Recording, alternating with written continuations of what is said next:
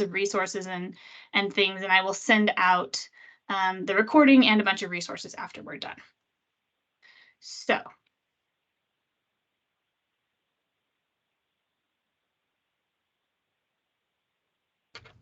There we go. All right.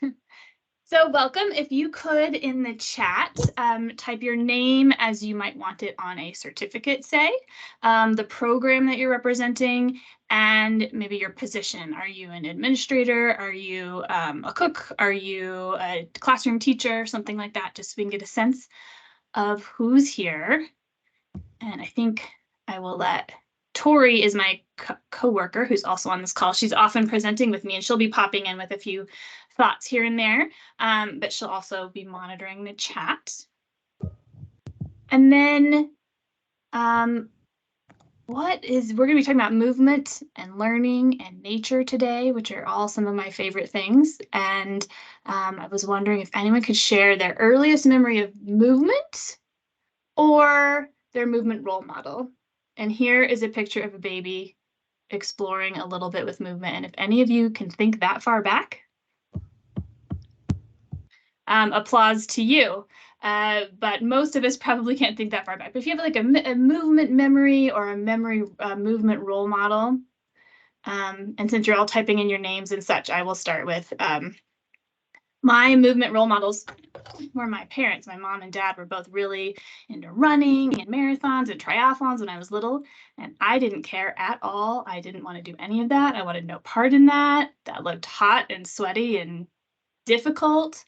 But as I became an adult, having that role model in my background, I think really helped shape my adult ideas of movement. So even though, and I hope that this is a hopeful comment to all the parents out there, even though you might not see the impact that you're having on your kids or in a childcare program on the kids that you're working with, a lot of this really does stick with them and comes back later.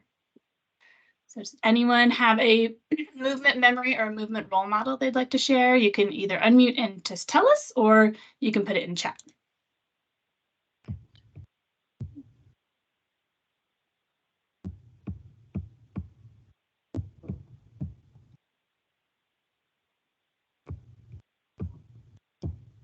There are a few that included their movement memory in the chat, so I can read those. This is Tori.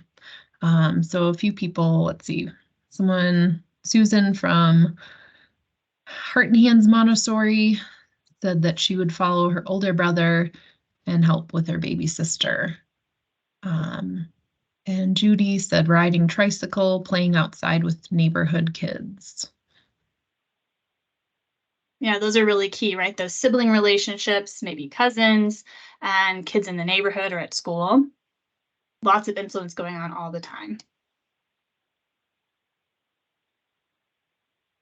All right. Well, we're going to talk a little bit about how childhood activity has changed in our lifetimes, which can span quite a number of years. So in the chat or unmute and tell us, how has childhood activity changed in your lifetime? And you could also might think about how maybe screen time has changed in your lifetime.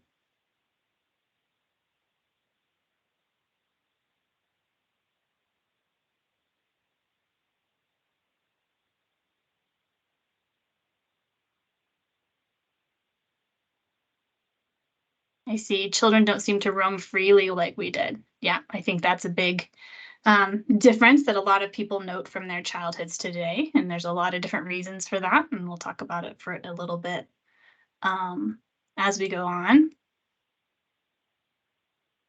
How did you get to school? Did you ride your bike? Did you walk to school? Did you drive? See that you're observing in your current programs that screen time is an issue, that maybe it wasn't back in the day, and that children don't go outside as much.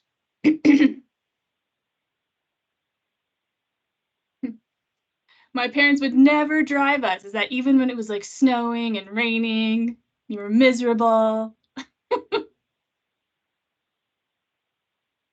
And I see Erin says that children have more restrictions in terms of sense of physical freedom, physical safety, and awareness needs. And I think that goes a lot to this next slide I'm going to share with you. Why don't kids go outside anymore? Because this is the outside that we built, right? So there are all sorts of reasons why maybe kids aren't getting outside or being as physically active as they used to be. And one of the major reasons is the built environment that we've made. Maybe you have to cross a busy street to get to the park, or maybe your friends live farther away and so you can't just easily walk or ride to visit with them. Maybe safety is an issue in your neighborhood. And your caregivers don't feel comfortable letting you go out because of safety issues. I'm getting lots of good chat here. Okay. Tori, can you help me with the chat? Yes, I'm just looking through it. So children have more restrictions in terms of sense of physical freedom, physical safety, and awareness needs. Screen time was non-existent for me until I was 12. And we got our own TV in 1952, walked to school from first grade through 12th grade, or rode our bike. Let's see, Carla says, growing up in Boulder, an early memory of movement is being outside and going to the Scott Carpenter Park in Boulder Creek. We didn't have the privileges of phones with screens or iPads. We had one TV in the house. And Erin says, because we know as a culture how unsafe things can be, because population is very different and environment is so different. Mm-hmm. And I think when we think back too, a lot of folks grew up with stay-at-home parents in their neighborhood. So even if your parent wasn't home, there was a parent down the street who knew who you were and knew who your parent was and could contact them if anything went on. So yeah, there's all sorts of reasons why this is happening. And another thing that's happening is we know that children inherit more than just our genes. They inherit our lifestyle. So what are they seeing at home? What is the family culture around screens or physical activity or being outside? So we know that obesity is but all of the above. It's a biological response to our environment. It's a biological response to our policies and our practices, and it's a new social norm.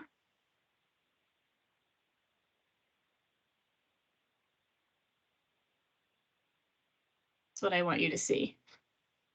I'm still working on my setup here.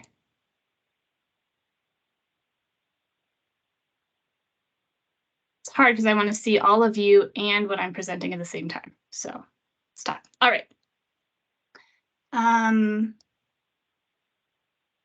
Next. All right, so we know here's some data on obesity, overweight and obesity and activity in Boulder County. So this data is from a survey from 2013 to 2015, the Colorado Health Indicators. So I got this source from CDPHE. So as of 2015, when the survey results were released, so it is a little bit dated. I don't know what that means about if we ask the same questions today, but about 23% of Boulder County children are overweight or obese. 46% of children ages, the obesity, overweight and obesity statistic is children ages 5 to 14. And also children ages 5 to 14, 46% did not get at least 60 minutes a day of physical activity. And for children ages 1 to 14, about 13% watch screens more than 2 hours a day. So this is a little bit of dated information, but it still gives us a good sense of what we're dealing with here. And then, you know, Tori just sent me this information. So let me pull this up because I thought I had put it in my notes, but apparently not. You guys are so patient with me and my technology issues.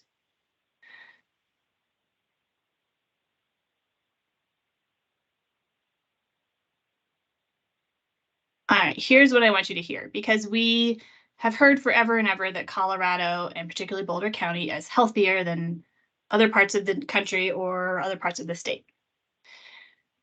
So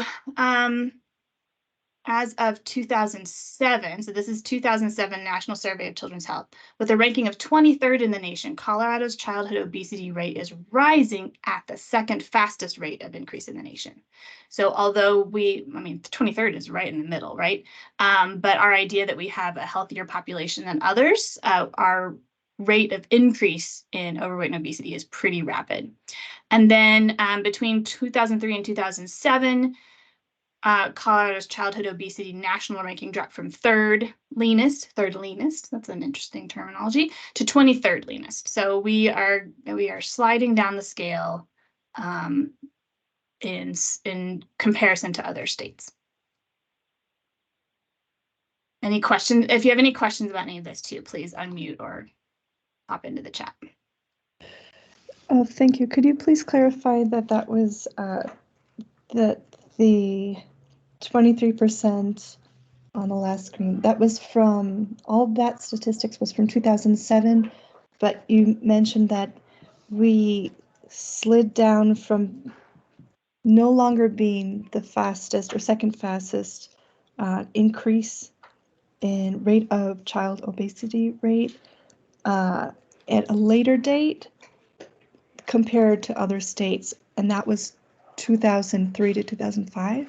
It was 2005 to 2007. So Okay. I think the bottom line is that about 23% of children in Boulder County are overweight and obese, and that our obesity rates are rising faster than most other states. Thank you. Does that make sense? Yeah. Yes. I should be able to distill that down a little better for you.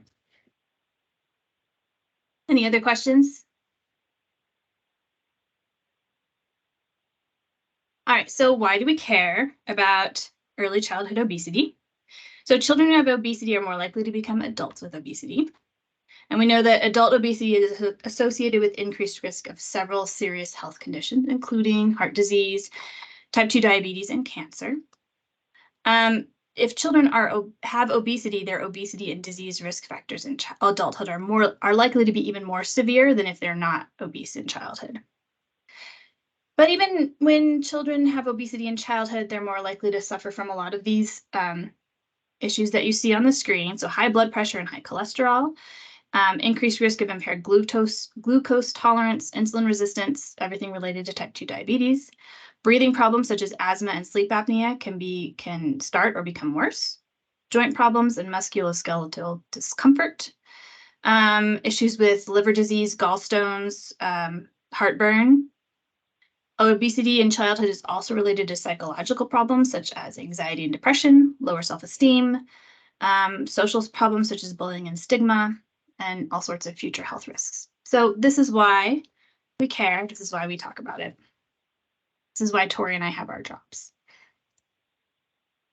All right, so what do we do about it? So we're going to talk, I probably all heard our spiel about 5210, which is a nice, easy way to remember some key points about childhood healthy eating and active living. So the 5 stands for children should be getting 5 or more fruits and vegetables every single day. They should be getting 2 hours or less of recreational screen time every day. 1 hour or more of physical activity and 0 sugar sweetened beverages. So we are going to focus today on the 1 or more hours of physical activity. So there's a lot of different factors that affect physical activity, how and whether children are interested in it, how well they respond to it. So these are some of the things that come up. So gender. We know that boys and girls don't always fit their stereotypes of what boys and girls do, and yet we know that some defy the stereotypes and some really lean into them, right? So when we think about gender and how that might affect play in your program, you might observe some children wearing nicer clothes or shoes that they can't run well in, or sort of not wanting to get dirty. There can also be some societal and familial expectations of what genders do related to physical activity. As far as available role models, I talked about my parents, some of you talked about siblings, some of you talked about friends in the neighborhood. So if you have a role model who is spending a lot more time on screens or a lot more time sedentary, that can affect what your attitude is as a child towards physical activity, what's valuable to you. And something I'll probably talk about a lot is how you as caregivers in childcare programs are role models for these children as well. What's the family structure? Do you have a big family that's really rowdy and loud and wrestles a lot, like in my family? Or is it an only child with a quieter, smaller family setting? And that can really affect how children approach physical activity. Are the kids in your care introverts or extroverts? Do they like to be outdoors? Do they like to be alone, or do they like to be in groups? High energy people versus low energy people. These are just things that are just sort of innate in a lot of us, and some of that can be changed over time, and some of it is just who we are.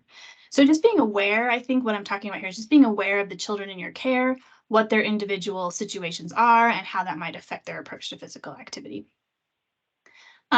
You know that even in one class full of all 2-year-olds, the ability levels are very different depending on their developmental stages and what their physical bodies are like. And traditions and culture, 100% plays into how we as children or adults approach physical activity. And if you haven't thought about how any of these factors influence the physical activity in your child care program or your classroom, I would love to hear it in the chat.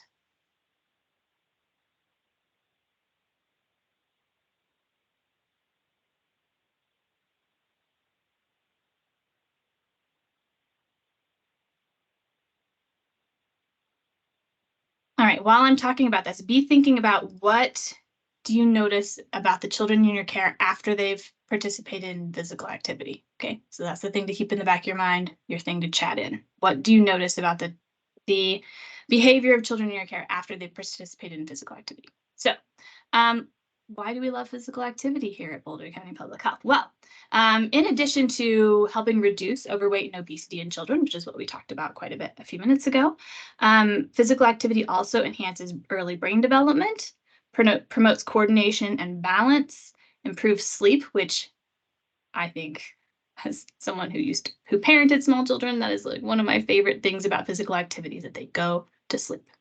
It increases concentration, improves self-esteem, improves mental health. And think about all the social skills that children are developing when they're participating in physical activity, like cooperation or teamwork or listening to the instructions of the activity. So let's see what you all have chatted in about. How?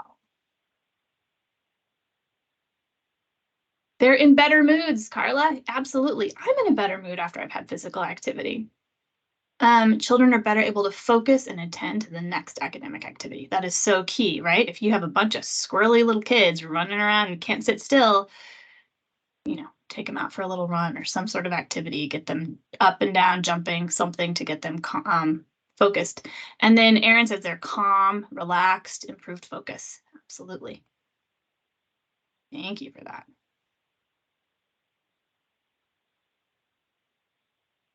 So the body and brain are coordinated. The brain trains the body and supports lifelong cognitive development and function. The brain is separated into front and back regions. So there's like the motor brain and the thinking brain. And when those two parts of the brain coordinate, there's just better overall functioning of the brain and the body. So the brain and muscles work together to execute every task. Think about even just the complicated motor function of rolling over, learning how to roll over, crawling, or the balance needed to walk. So the more physical activity that's happening is really helping make those connections. We also know that movement stimulates the whole brain. As I mentioned, the front and back cortexes, but also the left and right hemispheres. There are motor functions in the front and back of the brain, making movement one source of stimulation that impacts all areas of the brain. So everything's getting stimulated in some way, and those neurological pathways are being built for those kiddos really early. Oh, this is one that I think Jane had described. Just think of like a field of tall grass, and as you're walking through the grass, if you're walking through the grass in the same direction all the time, over time, those neural pathways, or the pathway in the grass really starts to open up. And that's the same thing with our neural pathways. Movement also oxygenates the brain. The brain requires more oxygen than any other organ in our bodies because of the high rate of metabolism. So a lack of oxygen impairs or limits our learning and attention, which I think is really, I don't know, I just carry my brain around in my head all the time. I don't spend a lot of time thinking about it, but it uses up the most oxygen. And I believe, Tori, you might correct me on this, but it's what, 20% of our calorie intake goes to our brain or something, because that's how important our brain is to our body. So anyway, brain needs oxygen. Vigorous movement is needed to pump blood to transport oxygen to the brain. All right, so what does this mean on a day-to-day basis for the children in your care? So for physical activity for infants, these are the things that we're recommending. Tummy time about 2 to 3 times a day, and it can be as short as like 3 minutes to 5 minute increments. Or up to 30 minutes, as long as the child is happy on their tummy, leave them on their tummy. But offering that as an option for infants 2 to 3 times a day. We want to take infants outside 2 to 3 times and provide opportunities to roll, crawl, and walk, and limit the amount of times in swings, seats,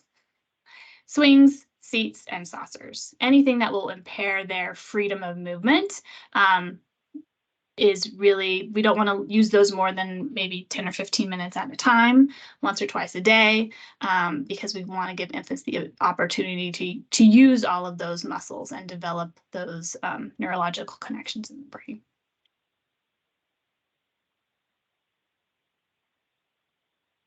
Right. Now I'm going to talk a lot about structured and unstructured physical activities. I'm going to give you a little idea of what that means to start with. So unstructured physical activity is child-initiated, sporadic. It really focuses on imagination and creativity as kids are coming up with games or things to do. And it helps them practice the skills they've learned in structured play. Now, I have kids that won't sit still. So I've never understood why do we have to have structured physical activity? Why do we have to do all this stuff? Turns out that research shows that during free play, children are not as active as people generally think they are. Researchers have found that preschoolers were only moderately to vigorously active for approximately 25 minutes during the child care day, and they were sedentary for over 50% of their day. So even though in our minds it might seem like they're moving all the time, if we're really timing every single thing they do, they're not nearly as active as we think they are in unstructured play, which is why we also recommend structured physical activity. Structured physical activity is something that is planned and led by an adult. It should be designed so that all children are active participants, and you want to avoid games where children have to wait passively or be eliminated. So when I think about my childhood, I remember Duck, Duck, Goose was always the thing that we played. Well, most of the kids are sitting down most of the time during that game, right? And only 1 or 2 children is physically active at a time. And so trying to come up with structured physical activities that encourage all participants to be active all of the time, where they don't have to wait passively or be eliminated. All right, so we have, schedule 10 to 15 minute breaks into structured physical activity. Schedule a few 10 to 15 minute structured physical activity breaks into each program day. And they could definitely be longer than that. If you have like a 30-minute sort of PE kind of time for kids, that's great. But even shorter amounts of physical time more frequently throughout the day are also effective. So for toddlers, the recommendation is 30 minutes of structured physical activity and 60 minutes of unstructured free play. And what I want for this slide and the next slide is for you all to tell me what are your favorite structured physical activity games or structured physical activity for toddlers and preschoolers. What do you find works best in your program? What do the kids really love? What's that secret sauce that makes it work at your program so that we can share it with everybody else?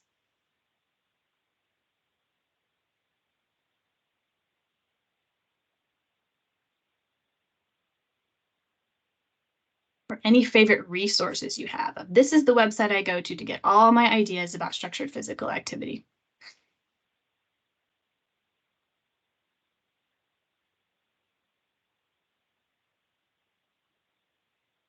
Susan wants to know who advised this amount of time, and that's a great question that I don't have the answer to, but I will find out, because those are the kinds of questions I should know the answer to.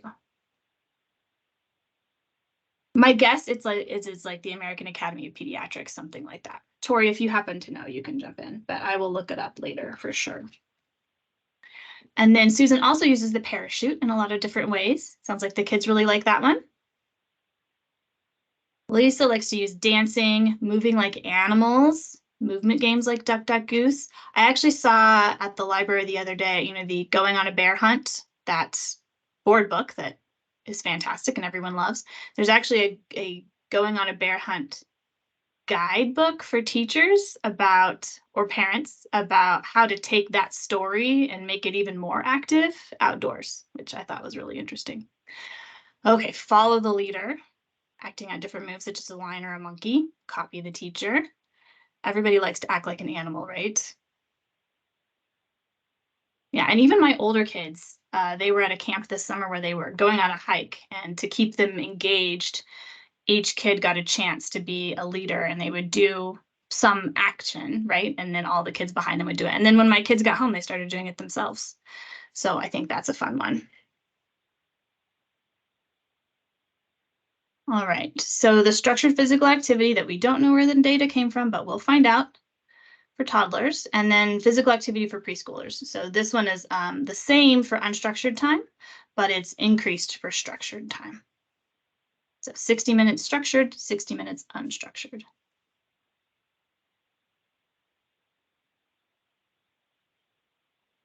All right. And when you're thinking about your structured activities, 2 steps can really make a big impact on the amount of physical activity and the effectiveness of the physical activity that children are getting. And that is 1, to add daily vigorous movement, and 2 is to improve the quality or the intentionality of the movement activities. So what are we talking about? So the mix of intensity, moderate activity, moderate physical activity will cause children to sweat a little bit and breathe a little bit harder. Activities like riding their bike, games on the playground, skipping, that kind of thing. Vigorous physical intensity activities will cause children to sweat and be out of breath, like jumping, running, swimming, something that's gets their heart rate up for longer and is maybe more difficult. Yeah.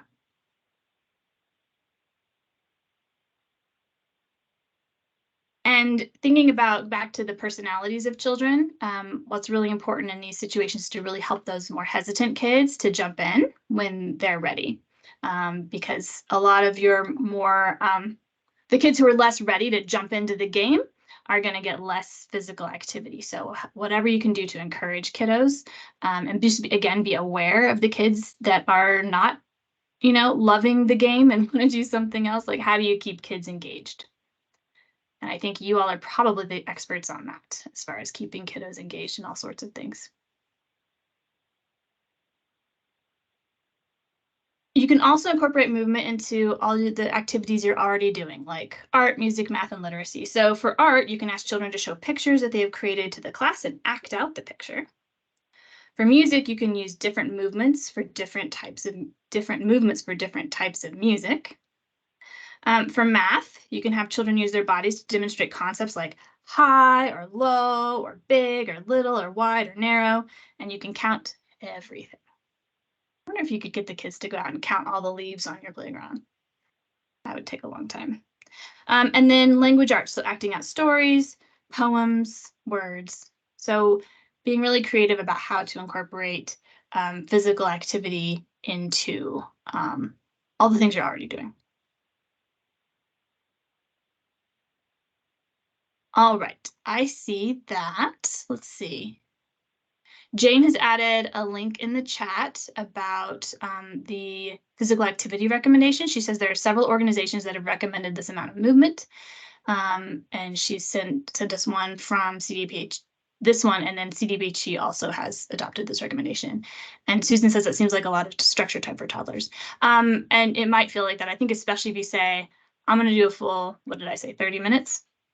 We're going to do a full 30 minutes all right now. I think that can really seem daunting. I think maybe breaking that up into 10 minutes here and 10 minutes there and 10 minutes later might be more doable. But I would, again, rely on you folks to let me know what works in the real world in your classrooms. All right, and because we here at Public Health like to practice what we preach, it is now time for a stretch break. So, I need to stop sharing for a minute.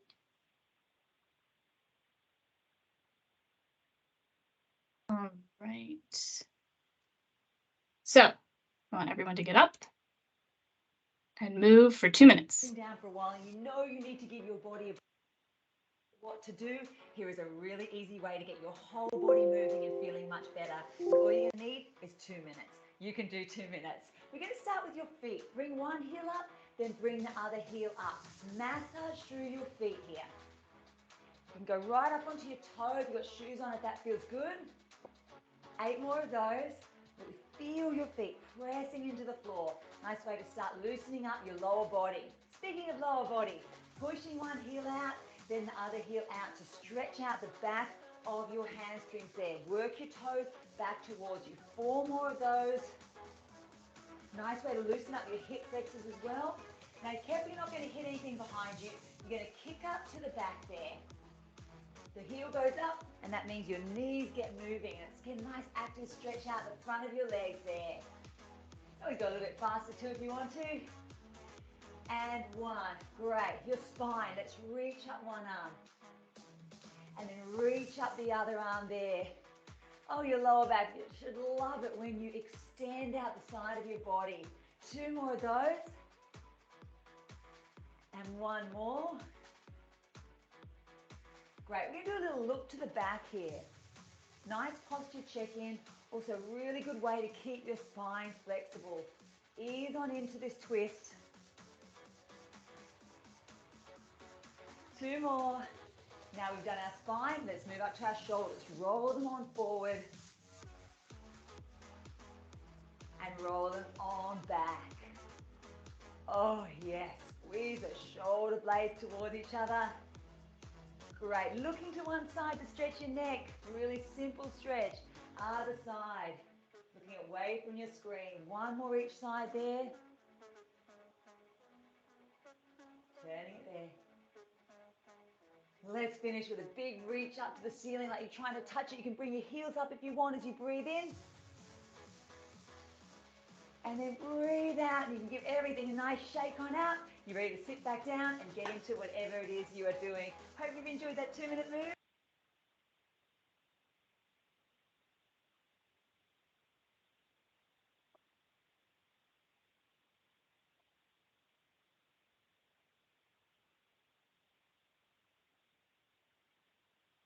All right, does everybody feel better? I feel better.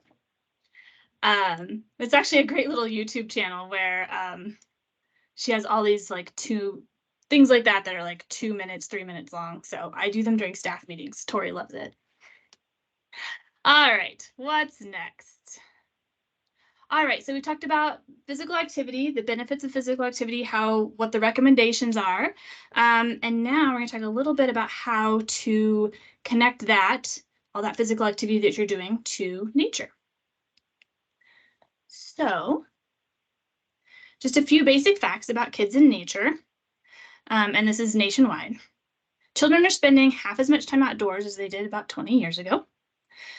And we talked about what some of those reasons are earlier.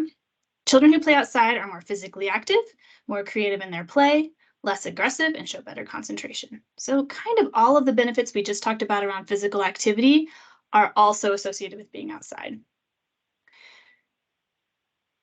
The most direct route to caring for the environment as an adult is participating in wild nature activities before the age of 11. So as we see that our climate is changing, getting children who are exposed to nature are more likely to care about and take action towards caring for our environment.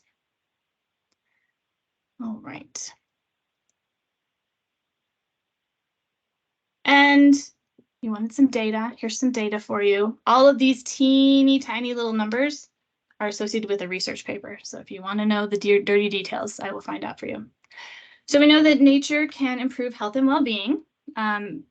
Healthy mothers and babies, we see better fetal growth, healthier birth weights, and it's especially beneficial for mothers of lower education and socioeconomic status to spend time in nature.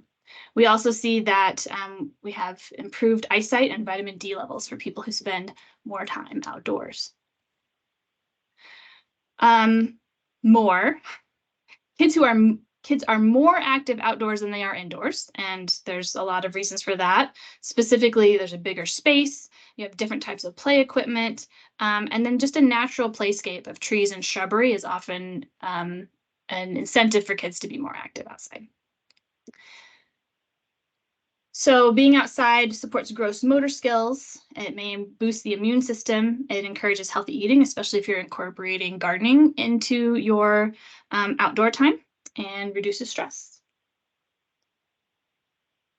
And our final slide on this one. It promotes cognitive development, mastery, and challenge and appropriate risk-taking in children, improves academic performance, lessens ADHD symptoms, and enhances attention span, and promotes self-confidence. Oh, more. Increases engagement and enthusiasm for learning, improve behavior, self-regulation skills, communication, and coping skills.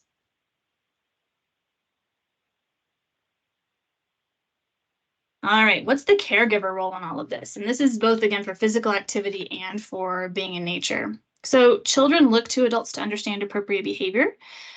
We can show how to live a healthy, active lifestyle. We can show that being active and healthy is fun and rewarding. And again, thinking about kids who maybe don't know how to jump in and just play with everybody else, or are more hesitant to be outside, being that visual and verbal support to help that kiddo engage. Also, one of our former interns who worked with us was really engaged in this project. And she really pointed out that the natural world is worth noticing, and our children's curiosities are worth our supporting of them. I know I'm guilty of this all the time, of like, hurry up, we got to go and do this thing, we're going to be late, blah, blah, blah. But really allowing children to have that space and time in nature to notice things, pay attention to things, explore things. So the more that we can encourage, give children the freedom to encounter nature at their own pace and encourage them to engage with nature, we're going to do a lot better. Susan, I see you on the air quality, and I'm going to get back to you on that, because that is one of my big concerns as well. So we see brain-body connection again when we're talking about being in nature. So the outdoor environment encourages engagement because it's always changing. Here's some examples of things we might discover on the playground or in the backyard. A grasshopper, or a roly-poly, or a worm, or a ladybug. All the surfaces on the playground shift depending on the weather. Is it wet? Is it a little hot? Is it muddy, etc.? Might watch water coming out of the gutter after a rain. Different insects, birds, weather present at different times of the year. These are all ways that you can engage kiddos with nature, have a great conversation about this. Shifting shadows that can be found on the playground. Dandelions and other weeds that emerge, or maybe your garden bed if you have a planter. How the wind changes the play and how we dive into that sensory experience. So all of these things are helping children connect their brain and body in what they're doing in nature. So some of you may be wondering about the outdoor learning domains. How is nature connected? So let's take an example here of STEM, science, technology, engineering, math. So let's say the science part is seeing the dandelion, picking it up, checking it out, learning about it, blowing on it. What does it feel like? What does it smell like? Why does it leave this yellow dust on my hand? T, you could be a tool, something like picking up a piece of bark or a rock or something else that you might use as a shovel, something to dig a hole with. Rock stacking. I love rock stacking. It's so meditative. But actually, once you stack the rocks, then you can kick it over too, which is also fun. And then learning about depth perception. We'll talk about Also literacy. Literacy begins in the body. We can use outdoor and physical activity for storytelling. So thinking about making a mark in the sand with a pine cone or a twig or something to start drawing letters. Anything that you might be teaching in the classroom, you can also use the outdoors as your classroom to do that same stuff. And then one last piece on this one, outdoor learning is also related to dramatic play, gross motor skills, fine motor skills, artistic creation. I love this picture of the little face with the leaves. It's awesome. So all sorts of fun and things that can be done outdoors. And again, sort of an unlimited amount of creativity because everything's changing all the time. The leaves are changing, the weather's changing. It really helps engage everything in a kiddo. So Susan, I'm going to get to you now. So air quality. So unfortunately, there's nothing we can do about poor air quality, and there's nothing we can really do about extreme heat. So when the air quality is in a dangerous range, we have to keep kids inside. When the heat index is in a dangerous range, we have to keep kids inside. So I think we do know that our climate is changing and we're having to adapt to that. And there are certain things that we can't manage going outside. So when we do have the good air quality days and the better weather days, we should be out as much as we can to make up for those times that we can't be inside. The other thing that I don't have in here, but I'm thinking about bringing nature indoors. So having plants in your classroom space, using natural objects in your art projects, things that you might find on your playground, bring those in. Any sort of way to bring in the outdoors is also helpful. And also I saw something recently about just looking out the window at blue sky and green trees is more beneficial than not. I mean, it's not the same as going outside and actually interacting with nature that way, but even being able to see blue sky and green trees is helpful, at least for mental health. All right, are there any other questions at this point? Have I missed anything else in the chat, Tori? Let me check. I don't think so. Nope, nothing new.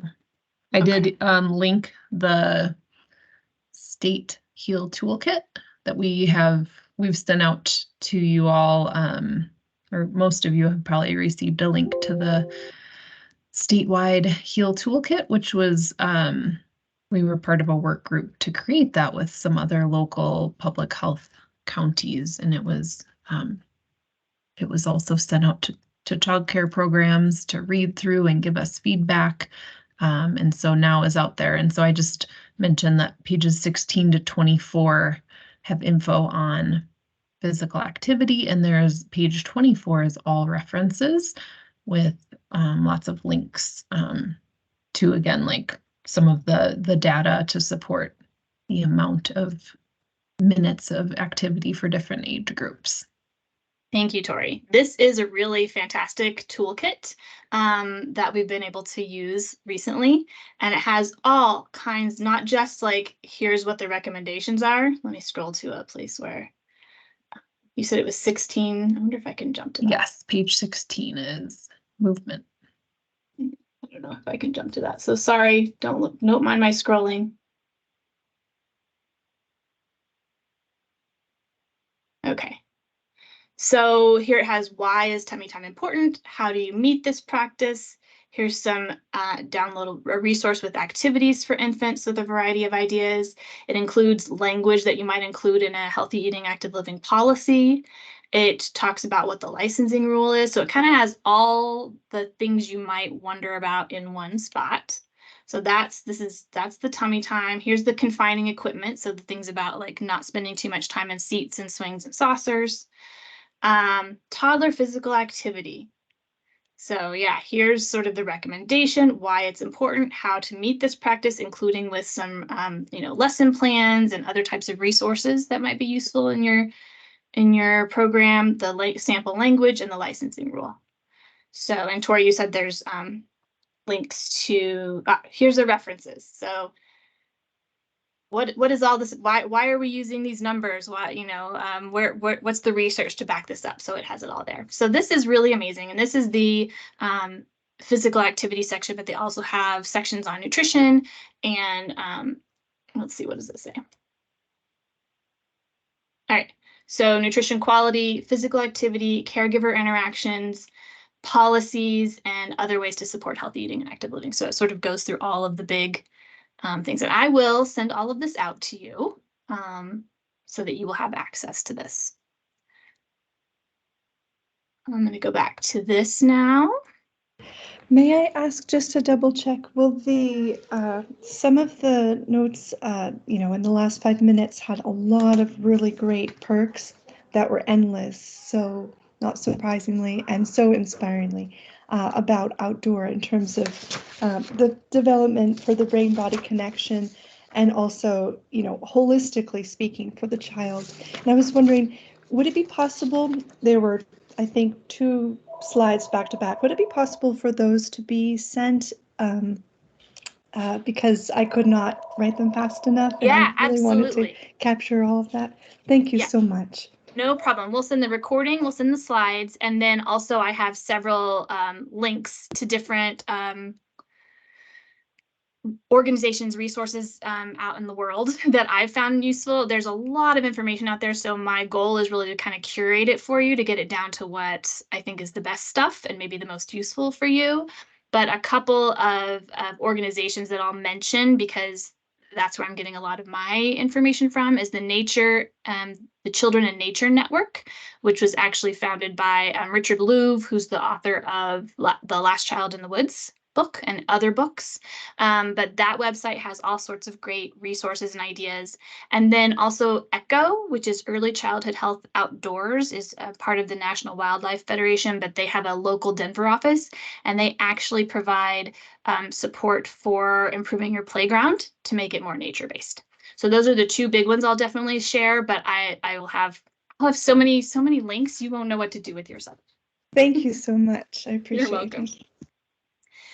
So, because as you mentioned, Erin, there was a lot to take in there, these are sort of the basic things I want you to remember from this training, is that physical activity benefits the mind and the body. And we talked about a lot of different specifics of that, but we know that overall, the mind and the body need that physical activity.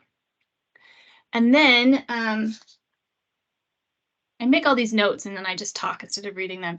But anyway, the physical activity benefits mind and body, reduces overweight and obesity, enhances early brain development, promotes coordination and balance, improves sleep, improves concentration and self-esteem, improves mental health, and helps develop social skills. Mix it up. So this is where we were talking about structured and unstructured play. So making sure that you have a good mix of both types, and also the moderate and vigorous intensity physical activities. And I can find a little bit more detail on that if folks are interested in a little bit more concrete information about what that means. And then nature makes it better. So we have the increased physical activity, especially when it comes to the vigorous movement. I think I skipped that part, but you're having more vigorous activity when you're outdoors than indoors, generally speaking. We talked about how it can boost the immune system, encourage healthy eating, reduce stress, promote cognitive development, improve academic performance, enhance attention, improve self-confidence and behavior, self-regulation, communication, and coping skills. And then I think really my big picture is that you guys are really important when it comes to role modeling physical activity. Children look to adults to understand appropriate behavior, how to live a healthy and active lifestyle, that being active and healthy is fun, helping support those kids who are more hesitant to participate in physical activity. And then I didn't specifically bring this out, but I hope that all along you were thinking about how this applies to you and your staff as well, because movement and nature has all the same benefits for adults. So the more that you can participate with the kids and have your own routine of physical activity and being in nature, it's also going to benefit your minds and bodies.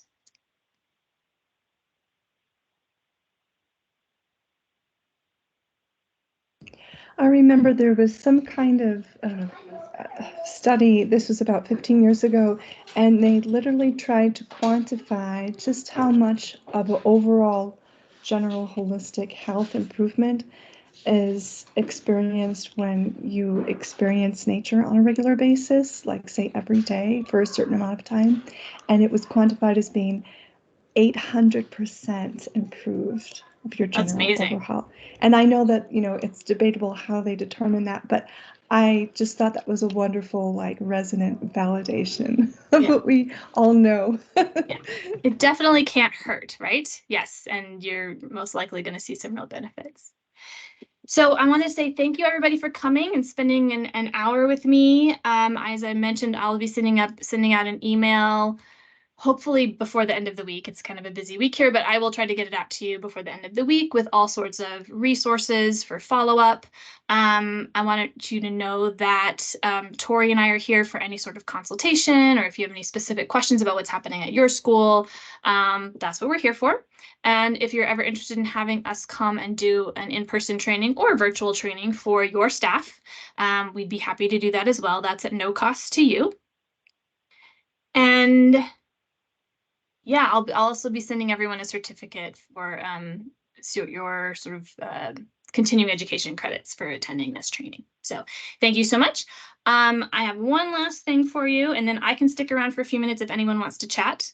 Otherwise, have a lovely, cool day. Yes, go ahead, Tori. Can I say something real quick before your last comment, Kyla? I saw that a few people joined after the beginning of the presentation, and Kyla had asked if you would write in your name and your program so that we're able to send you a certificate.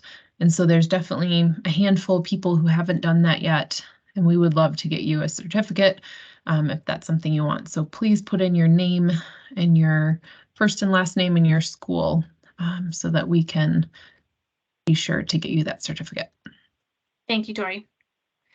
All right, to close this out, I just wanted to read a quote from Richard Louv, who, as I mentioned, is the founding chairman of the Children in Nature Network and the author of Last Child in the Woods and The Nature Principle. I think maybe some other books since then.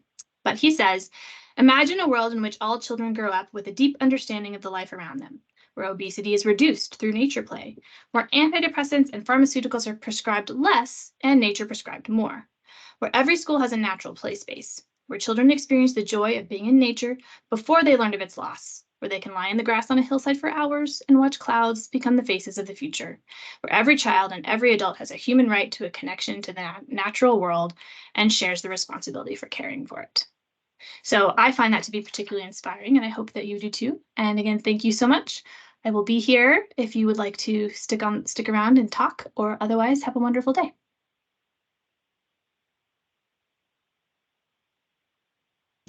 Thank you so much again. So much appreciation to what you guys are doing. This is the future.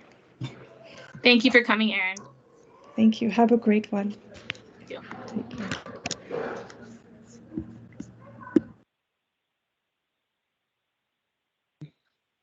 Kyla, this is Susan from Heart and Hands.